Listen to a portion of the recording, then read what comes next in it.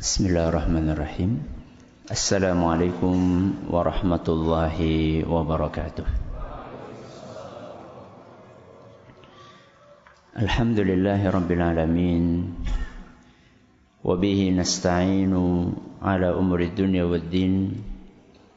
Wa sallallahu ala nabiyyina wa sayyidina Muhammadin wa ala alihi wa sahbihi ajma'in, amma ba'd. Kita panjatkan puja dan puji syukur kehadirat Allah Subhanahu wa ta'ala. Pada kesempatan malam yang berbahagia kali ini, tanggal 5 Rajab 1440 Hijriah, kita masih kembali diberi kekuatan, kesehatan, hidayah serta taufik dari Allah Jalla wa'ala, sehingga kita bisa kembali menghadiri pengajian rutin untuk mengkaji Asmaul Husna di Masjid Manarul Ilmi di Komplek Pesantren Tunas Ilmu di Desa Kedung Buduh, Purbalingga ini. Kita berharap semoga Allah Subhanahu wa ta'ala berkenan untuk melimpahkan kepada kita semuanya ilmu yang bermanfaat, sehingga bisa kita amalkan sebagai bekal untuk menghadap kepada Allah Jalla wa'ala. Amin. Salawat dan salam semoga senantiasa tercurahkan kepada junjungan kita Nabi besar Muhammad sallallahu alaihi wasallam, kepada keluarganya, sahabatnya, dan umatnya yang setia mengikuti tuntunannya hingga di akhir nanti. Para hadirin dan hadirat sekalian yang kami hormati, dan juga segenap pendengar Radio Insani 88.8 FM di Purbalingga, Purwokerto, Banyumas, Cilacap, Wonosobo, Kebumen dan sekitarnya. Para pendengar Radio Muslim di Yogyakarta dan sekitarnya, radio kita di Cirebon dan sekitarnya, serta para pemirsa Insan TV, Yufi TV, Niaga TV, dan segenap pendengar serta pemirsa dimanapun Anda berada. Tema kita terakhir pada pertemuan yang lalu adalah tentang urgensi ngaji Asmaul Husna bagian yang pertama. Saat itu kita bawakan berapa alasan kita harus ngaji Asmaul Husna? 6 alasan. Apa yang pertama? Karena itu adalah ilmu yang paling penting. Yang kedua, itu merupakan kewajiban pertama. Yang ketiga, akan menambah keimanan. Yang keempat, akan lebih mengenal syariat Allah. Yang kelima, termotivasi untuk beribadah lahir dan batin. Terus yang keenam terakhir, membersihkan diri dari penyakit hati dan akhlak yang tercela. Sebagaimana yang telah kita janjikan, hari ini tema kita adalah urgensi ngaji Asmaul Husna bagian yang kedua. InsyaAllah kita akan selesaikan tentang tema ini pada malam hari ini. Kita akan membahas alasan yang ke-7 sampai alasan yang ke-12. Alasan yang ke-7, kenapa kita harus ngaji Asmaul Husna? Karena akan membuat kita lebih tegar menghadapi musibah. Apa? Akan lebih tegar menghadapi musibah. Mari kita akan dengarkan apa yang ditulis oleh penulis buku ini. Naam, iqra. Qala al-muallif al-Syekh Abdul Aziz bin Nasir al-Jalil hafizahullah ta'ala, sabi'an fi ma'rifati asma'illahi wa sifatihi wa ta'abbudu lahu biha subhanahu thamaratun tayyibatun fil mawqifi min al-masa'ibi wal makruhati wasyada'id. Fa idza 'alima al-'abdu anna rabbahu 'alimun hakimun 'adlun la yadhlimu ahada رضي وصبر وتيقن أن المكروهات التي تصيبه والمحن التي تنزل به فيها ضروب من المصالح والمنافع التي لا يبلغها علمه لكنها من مقتضى علم الله تعالى وحكمته فيطمئن ويسكن إلى ربه ويفوض أمره إليه. Yang ketujuh, apa tadi? Membuat lebih tegar dalam menghadapi musibah. Orang hidup di dunia itu tidak mungkin enak terus, itu tidak mungkin. Pasti ada saatnya dia tidak enak. Tidak mungkin dia sehat terus. Pasti ada saatnya dia sakit. Tidak mungkin dia senang terus. Ada saatnya dia sedih. Tidak mungkin dia tertawa terus. Bahaya.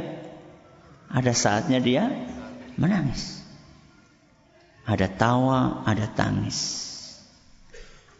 Ada kaya, ada miskin. Ada rezeki suatu saat lancar, ada suatu saat seret. Ketika orang memahami Asmaul Husna, lalu dia mengalami musibah apapun bentuknya, dia akan lebih tegar. Saya tidak katakan dia tidak sedih, karena sedih itu sesuatu yang manusiawi. Masa anaknya mati orang sedih? Masa putaran jenengan ketabrak motor, alhamdulillah, ya mungkin. Pasti dia akan sedih, tapi tegar atau tidak? Kalau orang yang beriman, yang faham tentang Asmaul Husna, dia akan tegar ketika menghadapi musibah. Apa hubungannya antara tegar menghadapi musibah dengan Asmaul Husna? Nama Allah Subhanahu wa taala disebutkan di sini, fa idza 'alimal 'abdu anna rabbahu 'alimun hakimun 'adlun la yadhlimu ahada. Ketika seorang hamba tahu bahwa Allah itu alim. Alim artinya maha mengetahui. Hakim maha bijaksana. Adlun maha adil. La yadhlimu ahada. Tidak pernah Allah itu menzalimi seorang pun.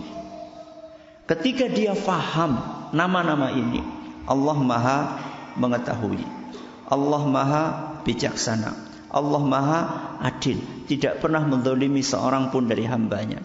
Ketika dia yakini itu, maka saat ditimpa musibah, langsung dia ingat nama Allah. Allah maha tahu ini yang terbaik buat kita. Allah maha bijaksana. Pasti di balik musibah ini ada hikmah yang bisa kita petik. Allah maha adil. Tidak mungkin Allah bermaksud ingin menzalimi, mencelakai, menterlantarkan kita. Maka ketika dia dapat musibah, apapun bentuk musibah tersebut, dia langsung ingat Allah maha tahu apa yang terbaik buat kita. Maka oleh Allah Subhanahu wa taala diberikan musibah ini, karena Allah tahu di balik musibah ini ada kebaikan. Apa Ustaz hikmah di balik musibah? Banyak sekali. Musibah itu bisa menggugurkan dosa. Ya. Milih mana? Akan digugurkan dosa di dunia atau dibersihkan di akhirat? Milih mana? Kalau di akhirat, dibersihkannya tidak ada cara lain kecuali dibakar di neraka. Untuk dibersihkan sampai bersih. Dan tidak ada di antara kita yang akan kuat untuk menghadapi dan menanggung siksaan neraka. Tidak akan kuat. Ya. Maka kasih sayang Allah buat hambanya dibersihkan di dunia daripada nanti dibersihkan di akhirat. Membersihkan apa tadi? Dosa. Mengangkat derajat. Derajat di mana? Di surga. Rasulullah SAW menjelaskan ada sebagian manusia yang oleh Allah Subhanahu wa taala sudah ditakdirkan memiliki derajat yang tinggi di surga, tapi amalannya enggak ngejar. Amalannya orang ngoyok. Dia sudah ditakdirkan sama Allah punya derajat yang tinggi, tapi amalannya nggak ngejar. Terus bagaimana caranya? Allah kasih ujian kepada dia. Dan ujian yang Allah berikan kepada dia macam-macam. Kata Nabi SAW, ibtalahu Allahu fi jasadihi, au fi malihi, au fi waladihi. Allah subhanahu wa ta'ala kasih musibah kepada dia, tubuhnya, fisiknya sakit. Ya. Au fi malihi, atau dalam hartanya berkurang, atau bahkan mungkin suatu saat bangkrut. Au fi waladihi, atau Allah kasih musibah anaknya meninggal dunia yang sangat dia sayangi, yang sudah dia tunggu-tunggu bertahun-tahun. Kemudian Allah subhanahu wa ta'ala ilhamkan kesabaran kepada orang tersebut supaya dia bisa mencapai derajat yang tinggi di surga yang sudah Allah takdirkan. Hadis riwayat Abu Dawud dan dinyatakan sahih oleh Syekh Al-Albani. Akan diangkat apa tadi? Derajatnya. Seandainya dia berpikir bahwa musibah yang dialami di dunia ini, sakit, ada yang meninggal dari anaknya, hartanya berkurang, itu akan diganjar oleh Allah subhanahu wa ta'ala dengan derajat yang tinggi di surga, maka musibah itu akan terasa ringan. Karena apa yang Allah sediakan di surga jauh lebih menggiurkan dibandingkan apa yang kita rasakan di dunia. Pernah kan saya sampaikan hadis riwayat Bukhari tentang orang yang paling rendah derajatnya di surga, yang terakhir masuk ke surga. Bagaimana yang dia dapatkan? Dalam hadis riwayat Bukhari, fa inna laka mithlud dunya wa asharatu amthaliha.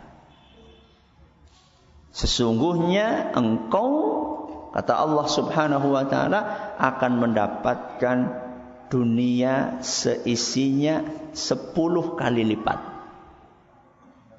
Berapa? Dunia seisinya 10 kali lipat.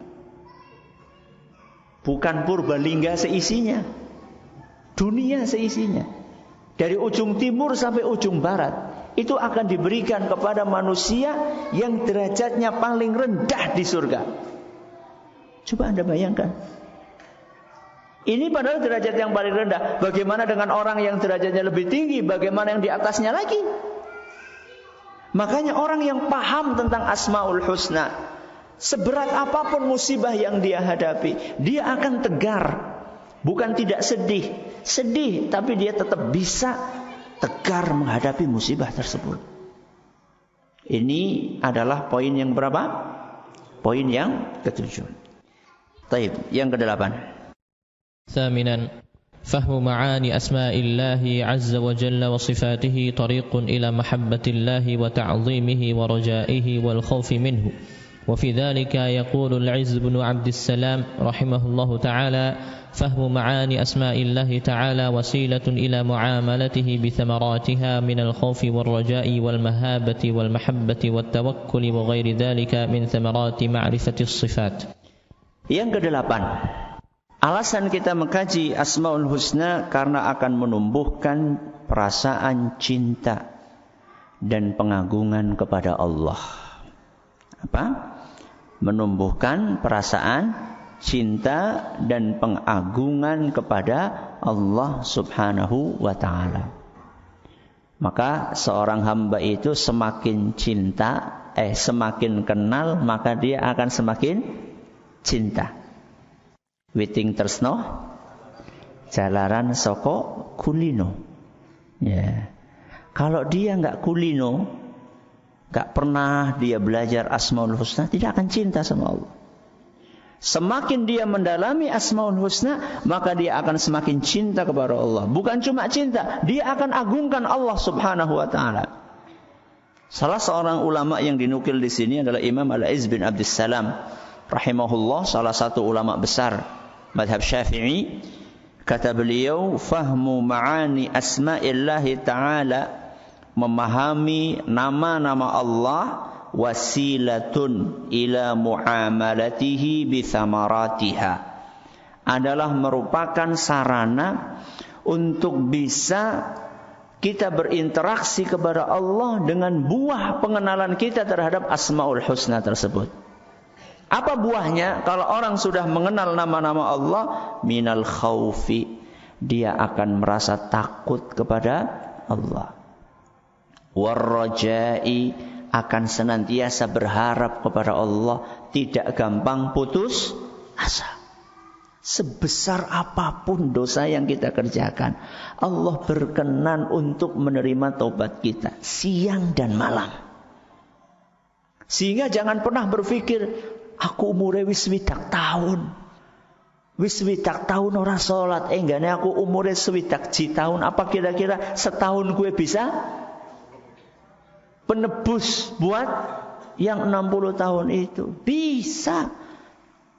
Kalau kita betul-betul bertaubat kepada Allah Subhanahu wa taala. At-taubatu tajubbu ma qablaha. Taubat itu akan menghapuskan semua dosa yang kita kerjakan sebelum bertaubat. Sehingga orang yang kenal tentang nama Allah At-Tawwab, Maha penerima taubat, Al-Ghafur, Maha pengampun, Al-Afu, Maha pemaaf. Orang yang memahami nama-nama ini, dia akan terus punya harapan dalam hidupnya, tidak akan pernah putus asa. Itulah efek dari kita mengenal Asmaul Husna wal mahabah, dan juga rasa pengagungan, rasa hormat kepada Allah. Kenapa orang banyak menistakan kalam Allah? Kenapa banyak orang menistakan Allah Subhanahu wa taala? Karena dia tidak kenal Allah. Makanya dia tidak mengagungkan Allah Subhanahu wa taala. Wa ma qadarullaha haqqa qadrihi.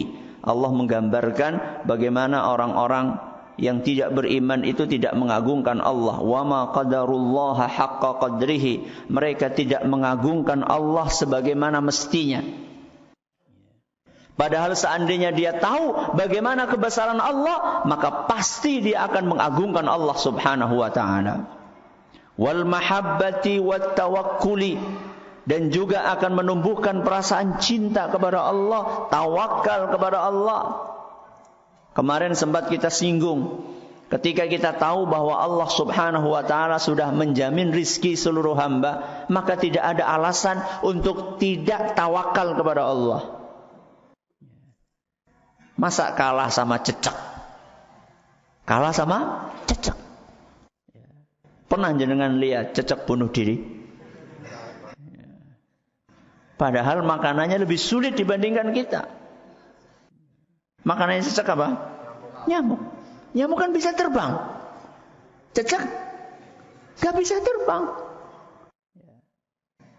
Apa pernah cecek protes sama Allah, ini salah desain? Kok nggak kebalik, saya yang bisa terbang, terus nyamuknya yang merayap? Secara logika manusia lebih mudah mana? Ceceknya merayap, nyamuknya terbang, atau ceceknya terbang, nyamuknya merayap? Lebih mudah ceceknya terbang, nyamuknya merayap. Secara logika manusia. Tapi Allah ciptakan manusia, Allah ciptakan cicak merayap, nyamuknya terbang. Tapi cicak tidak pernah protes kepada Allah Subhanahu wa taala. Dia tetap bertawakal kepada Allah. Karena rizki seluruh makhluk, wa ma min dabatin fil ardi illa 'ala Allahi rizquha. Tidak ada satu makhluk hidup pun di muka bumi ini melainkan sudah ditanggung rizkinya sama Allah. Yakin cecek, masa kalah karo cecek? Ya. Cecek itu enggak punya ijazah.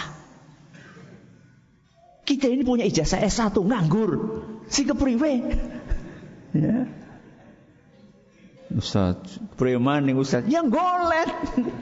Masa kalah sama cecek? Ya. Maka orang kenal Allah akan tumbuh tawakal, rasa cinta, rasa harap, dan seterusnya. Ini alasan yang keberapa? Yang ke-8. Yang ke-9. Iqra. Tasi'an, inna fi tadabburi ma'ani asma'illahi azza wa jalla wa sifatihi أكبر عون على تدبر كتاب الله تعالى، حيث أمرنا الله عز وجل بتدبر القرآن في قوله سبحانه: كتاب أنزلناه إليك مبارك ليدبروا آياته وليتذكر أولو الألباب. ونظرا لأن القرآن الكريم يكثر فيه ذكر الأسماء والصفات حسب متعلقاتها، فإن في تدبرها بابا كبيرا من أبواب تدبر القرآن. Alasan yang ke-9, kenapa kita harus ngaji Asmaul Husna? Karena akan membantu tadabbur Al-Quran. Apa yang ke-9? Membantu tadabbur Al-Quran. Tadabbur ini apa? Tadabbur itu artinya merenungi, artinya meresapi. Jadi kita ini sama Allah Subhanahu wa ta'ala disuruh untuk merenungi isi Al-Quran, disuruh untuk meresapi isi Al-Quran. Dalilnya apa? Dalam Al-Quran surat Shad ayat 29, Kitabun anzalnahu ilaika, kitab yang kami turunkan kepadamu. Apa kitab itu? Al-Quran. Kepadamu, kepada siapa? Rasulullah SAW. Allah Subhanahu wa ta'ala menurunkan Al-Quran kepada Rasul SAW mubarakun, penuh dengan berkah. Maka siapapun yang mengikuti jalan Al-Quran, hidupnya akan berkah. Dan siapapun yang meninggalkan Al-Quran, hidupnya akan susah.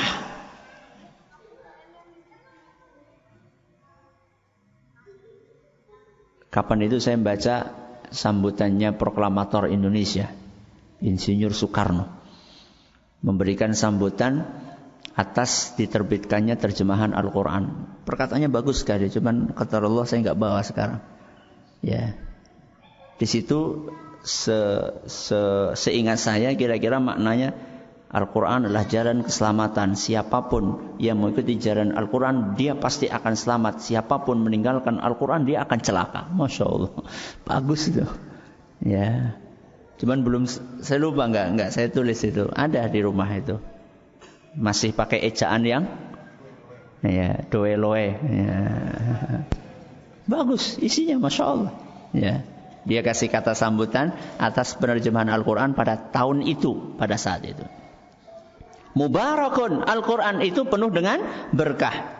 Liyadabbaru ayatihi, Al-Quran diturunkan itu supaya ditadaburi ayat-ayatnya. Jadi Al-Quran salah satu tujuannya diturunkan adalah untuk ditadaburi, untuk diresapi, untuk difahami. Setelah difahami kemudian diamalkan. Yeah.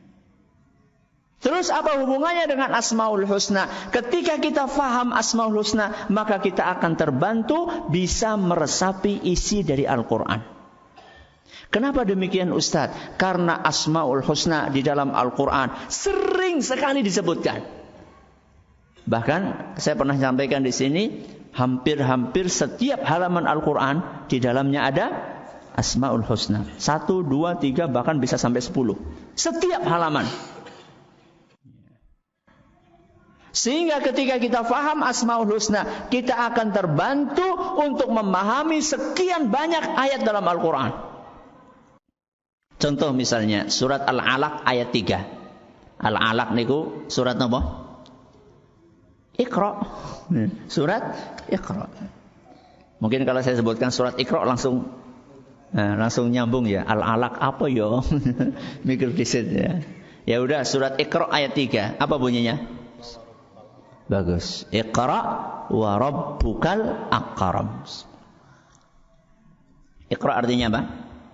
Bacalah. Bacalah. Wa rabbukal akram. Dan Rabbmu itu maha pemurah. Bacalah. Rabbmu Allah itu maha pemurah. Apa hubungannya antara baca dengan kemurahan Allah, kemaha pemurahan Allah? Apa hubungannya? Banyak di antara kita seharusnya bacakan Allah maha mengetahui, alim gitu. Enggak. Allah sebutkan di sini Iqra wa rabbukal akram. Bacalah, ingat Allah itu maha pemurah. Kata para ulama tafsir sebagaimana disebutkan dalam tafsir Al-Qurtubi, Iqra itu aslinya kan tertuju kepada siapa? Nabi kita Muhammad sallallahu alaihi wasallam. Nabi kita disuruh baca. Padahal beliau tidak bisa baca. Ya. Bagaimana orang tidak bisa baca disuruh baca? Apa yang muncul perasaan dalam hati? Cemas, khawatir. Bahkan diceritakan dalam hadis saat ayat ini turun, Nabi kita SAW itu didekap dari belakang. Dipegang, didekap sampai hampir-hampir Nabi kita tidak bisa bernafas. Coba bayangkan, itu sendirian di dalam gua yang gelap. Priwe jajan. Munjungan nang dalan sing padang dilutik be langsung. Urus sebat Melayu semaput dhisik. Ini bayangkan Anda. Di gua gelap, di gunung sendirian, malam-malam tahu-tahu ada suara Iqra. Baca, dan beliau enggak bisa baca. Maka kemudian di ayat yang ketiga, Iqra wa rabbukal akram, bacalah, Allah itu Maha Pemurah. Dengan kemurahan Allah, dengan kasih sayang Allah, Allah akan membantumu untuk bisa membaca. Sehingga tidak perlu khawatir, tidak perlu cemas dengan perintah ini. Allah itu Maha Pemurah. Allah itu Maha Penyayang. Dengan kasih sayangnya, dengan kemurahannya, Allah Subhanahu wa ta'ala akan membantumu untuk bisa membaca dan memahami apa yang Allah perintahkan untuk dibaca. Kira-kira kalau kita aplikasikan dalam kehidupan sehari-hari kita, bacalah, ngajilah, walaupun IQ-mu rendah, ora usah khawatir. Sing penting ngaji. Kira-kira seperti itulah. Ya. Walaupun wis tua, pengajian sejam sing nyantol pirang menit.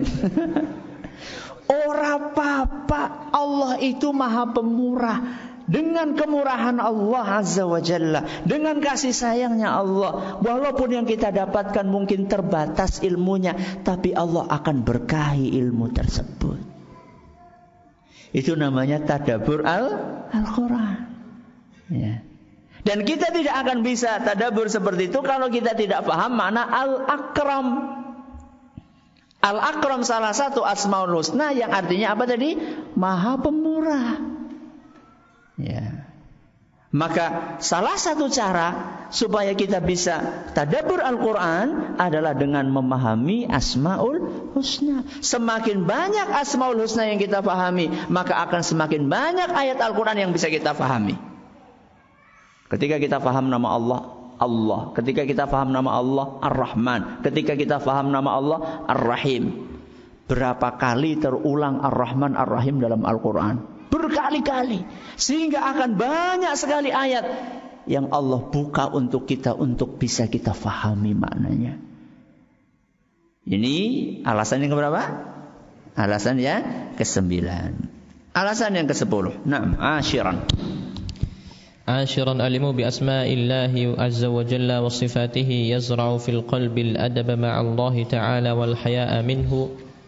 يقول ابن القيم رحمه الله تعالى: إن الأدب مع الله تبارك وتعالى هو القيام بدينه والتأدب بآدابه ظاهرا وباطنا، ولا يستقيم لأحد قط الأدب مع الله إلا بثلاثة أشياء: معرفته بأسمائه وصفاته، ومعرفته بدينه وشرعه، وما يحب وما يكره، ونفس مستعدة قابلة لينة متهيئة لقبول الحق علما وعمل وحالا. Alasan yang ke-10, melatih beradab kepada Allah. Dengan kita memahami Asmaul Husna, maka kita terlatih untuk beradab kepada Allah.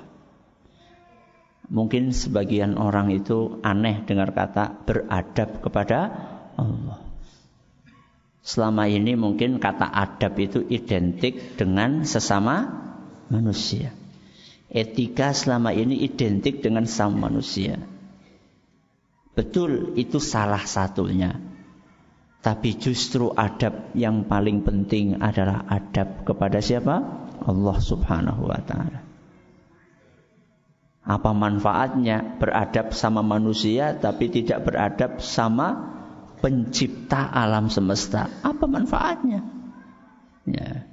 Berarti orang penting Ustaz adab sama manusia. Penting. Tapi lebih penting dari itu adab kepada Allah. Karena jasa Allah kepada kita tidak terhitung jumlahnya. Kenapa kita beradab kepada orang tua kita? Karena jasa orang tua besar sekali kepada kita. Nah, jasa Allah kepada kita dengan jasa orang tua kepada kita besar mana? Besar jasa Allah kepada kita. Sehingga seandainya kita sesama manusia beradab kepada Allah Subhanahu wa ta'ala, harus lebih beradab lagi. Seandainya kepada orang tua kita beradab, maka kepada Allah kita harus lebih beradab lagi. Dan seseorang akan bisa beradab dengan baik kepada Allah seandainya dia faham Asmaul Husna. Ya. Ini sih jam berapa? Belum masuk waktunya?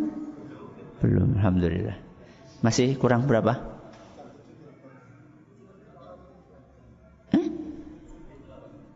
Jam 7:07? Masih kurang 7 menit. Oh ya, masih panjang. Melatih beradab kepada siapa tadi? Kepada Allah. Contoh misalnya, banyak orang itu mulai kurang beradab kepada Allah ketika sudah menyentuh masalah rizki. Ketika sudah menyentuh masalah rizki. Kapan itu Ustaz? Ketika rizkinya seret. Mulai itu adabnya sama Allah mulai berkurang. Nyong dene wis kesel kayak gini kuroli semene. Kepriwe sih? Ini Anda ini tidak sadar kalau sedang protes kepada yang memberi rizki. Siapa? Allah. Padahal yang membagi-bagi rizki, si A dapat sekian, si B dapat sekian, si A jatahnya sekian, si B jatahnya sekian. Itu siapa? Allah. Maka ketika orang paham bahwa Allah itu Al-Adil, Allah itu Maha Adil, seberapapun rizki yang dia dapat, dia akan tetap bisa bersikap baik kepada Allah. Seberapapun jatah yang Allah berikan kepada kita. Kita harus paham bahwa rizki yang Allah berikan kepada kita tidak melulu bentuknya duit. Rizki itu bisa berupa duit. Rizki itu bisa berupa kesehatan. Rizki itu bisa berupa keturunan. Rizki itu bisa berupa keluarga yang sakinah, yang mawaddah warahmah. Ya. Rizki itu bisa berupa ketenangan hati. Dan rizki yang paling besar adalah keimanan, bisa ngaji, itu rizki. Ya. Ada seorang kaya raya, miliarder. Ya. Diceritakan dia sedang naik kendaraan sama sopirnya sama istrinya. Allah menakdirkan di tengah jalan kecelakaan. Istrinya meninggal dunia saat itu. Dianya, laki-laki ini cacat seumur hidup. Semuanya lumpuh, tidak bisa digerakkan. Kecuali mulutnya bisa bicara, matanya bisa melihat. Otaknya masih utuh, masih bisa berpikir, masih bisa merasakan. Tapi seluruh anggota tubuhnya lumpuh. Sopirnya sehat walafiat, tidak kurang suatu apapun. Satu mobil. Maka setelah dirawat, setelah sembuh itu maksudnya sudah bisa pulang. Dia bilang, ini rumah, kamar saya yang mewah ini buat sopir saya. Ya, karena sopirnya ini yang melayani dia seluruh kebutuhannya, makan, minum, nun sewu, mau ke belakang, ya, mau cepok, mau apa, semuanya dilayani sama sopirnya ini. Dari pagi sampai malam. Pernah suatu malam orang miliarder ini punggungnya terasa gatel. punggungnya terasa gatal. Pengen banget ngukuri, tapi nggak bisa ngukuri karena tangannya ini nggak bisa bergerak. Dia mau manggil sopirnya ini, kasihan dari pagi sampai malam sudah melayani dia. Nangis dia. Dia cerita, saya ini punya duit di rekening $600 juta. Berapa? $600 juta. Pira gue? $1 itu 14.000. Berarti berapa rupiah? 8,4 triliun. Nolnya orang ngerti nyong pira gue. Saking akeh. Kata dia, ya Allah, andaikan Allah berkenan untuk bisa menggerakkan tangan, bisa tanganku ini aku gerakkan dan aku bayar 8,4 triliun, aku akan keluarkan 8,4 triliun. Harganya kukur-kukur. Ketika kita tahu Allah Maha Adil, maka kita tidak akan pernah iri kepada nikmat yang Allah berikan kepada orang lain. Hidup itu sawang sinawang. Anda melihat orang kaya itu bahagia, orang kaya itu melihat Anda bahagia. Ya. Sehingga ketika orang faham Asmaul Husna, dia akan lebih beradab kepada Allah Azza wa Jalla. Ya. Dia akan faham, oh si fulan dikasih rizki sama Allah berupa kekayaan, saya alhamdulillah dikasih sama Allah rizki berupa keturunan. Ada orang kaya raya, orang yang lain, bukan orang yang pertama ini, kaya raya, tapi gak dikasih keturunan sama Allah. 65 tahun nikah gak punya anak. Suatu saat dia sedang naik mobil mewah gitu kan, dipanggil sama para kuli-kuli bangunan. Dia orangnya Masya Allah tawaduk gitu, suruh duduk bareng, ayolah duduk bareng. Akhirnya dia duduk sama kuli-kuli tadi itu. Ya. Kemudian kuli-kuli bangunan tersebut mengatakan, Masya Allah enak ya hidup jenengan. Ya. Ya. Dia balik tanya, kamu punya anak berapa? Saya punya 6, 4 laki-laki, 2 perempuan. Kamu punya berapa? Kamu punya berapa? Kamu punya berapa? Kamu mau seluruh anakmu itu meninggal diganti dengan duit yang aku miliki? Mau jenengan?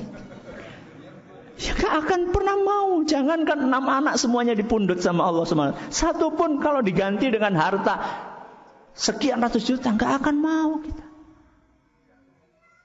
Ya, saya melihat kalian bahagia, kalian melihat saya bahagia. Udah begitu sawang sinawang. Ya, ini yang keberapa? Yang ke-10. Nah, yang ke-11. الحادي عشر المعرفة بالله تعالى وأسمائه وصفاته تبصر العبد بنقائص نفسه وعيوبها وآفاتها فيجتهد في إصلاحها. يقول الإمام ابن القيم رحمه الله تعالى أركان الكفر 4: الكبر والحسد والغضب والشهوة. ومنشأ هذه ال4 من جهله بربه وجهله بنفسه، فإنه لو عرف ربه بصفات الكمال ونعوت الجلال وعرف نفسه بالنقائص والآفات لم يتكبر ولم يغضب لها ولم يحسد أحدا على ما آتاه الله. Yang ke-11, dengan kita belajar Asmaul Husna akan menyadarkan akan kekurangan diri kita. Akan menyadarkan tentang kekurangan diri kita untuk terus diperbaiki. Jadi semakin kita mengetahui dan mengenali kesempurnaan Allah, akan semakin kita sadar dengan ketidaksempurnaan kita. Semakin kita mengetahui keluasan ilmu Allah, kita akan semakin mengetahui betapa sempitnya ilmu kita. Semakin kita mengetahui kedermawanan Allah, semakin kita sadar betapa kita masih jauh dari potret seorang dermawan. Semakin kita memahami Allah Maha Pemaaf, semakin kita faham kita ini masih sulit memaafkan orang lain. Saya tanya, dalam sehari kita berbuat salah sama Allah berapa kali? Berapa kali? 10? 10? Lebih? 20? 50? Misal nih 50 kali. Kita berbuat salah sehari sama Allah 50 kali. Seandainya setelah 50 itu setiap kali kita melakukan kesalahan kita minta maaf sama Allah, minta maaf, kita minta ampun, kita bertobat, diterima enggak sama Allah? Wallahi diterima. Allah akan terima. Tapi coba kita punya pembantu. Sehari itu pembantu salah 50 kali. 50 kali gue macam-macam. Piring pecah, gelas pecah, keramik pecah, ya, nyetrika kosong, masak kosong. Coba apa yang terjadi? Maaf, silahkan keluar. Ketika kita tahu betapa Allah itu Maha Pemaaf, kita akan tahu kekurangan kita ini banyak banget gitu loh. Ketika kita paham kekurangan, kita perbaiki. Ya. Dan ini baru kita mengkaji tentang bagaimana sifat pemaaf Allah. Belum kita pahami, belum kita kaji sifat-sifat Allah yang lainnya. Ya. Ini kalau waktunya nggak mepet, kita akan jabarkan lagi. Ya, yang terakhir, Tsani Asyar 12. الثاني عشر الآثار السيئة والنتائج الوخيمة التي تنتج من فقد العبد لمعرفة أسماء الله تعالى وصفاته وعنب فهمه لها وتدبرها وتعبد لله تعالى بها. ويجلي الإمام ابن القيم رحمه الله تعالى آثار هذا الفقد أو ضعفه فيقول أي شيء عرف من لم يعرف الله ورسله وأي حقيقة أدرك من فاتته هذه الحقيقة وأي علم أو عمل حصل لمن فاته العلم بالله والعمل بمرضاته ومعرفة الطريق الموصلة إليه وما له بعد الوصول إليه. Yang ke-12, dampak buruk tidak mempelajari Asmaul Husna. Dampak buruk tidak mempelajari Asmaul Husna. Jadi kenapa kita belajar Asmaul Husna? Karena kalau kita tidak belajar akan banyak dampak buruk yang ditimbulkan. Ya. Jadi jangan dipikir nggak ada apa-apa kalau kita ini nggak belajar Asmaul Husna. Oh, ada apa-apa. Ya, banyak apa-apanya. Dampak buruknya itu banyak. Di antara yang paling kelihatan adalah tidak tenang hidupnya. Gelisah. Nggak nyaman. Nggak bahagia. Itu pasti itu. Ya. Siapapun yang jahil tentang Allah Subhanahu wa ta'ala, tidak mengenal Allah Azza wa Jalla, maka hidupnya akan susah. Hidupnya akan gelisah, akan galau, tidak mendapatkan ketenangan. Itu baru di dunia. Belum lagi dampak buruk di akhirat. Ya. Makanya kita belajar Asmaul Husna, alasan yang ke-12 supaya kita tidak terkena dampak buruk dari tidak mengenal Asmaul Husna. Ini yang bisa kita sampaikan pada hari ini. InsyaAllah kita akan lanjutkan pada pertemuan berikutnya dengan izin Allah Azza wa Jalla. Mudah-mudahan bermanfaat. Terima kasih atas perhatiannya. Mohon maaf atas segala kurang.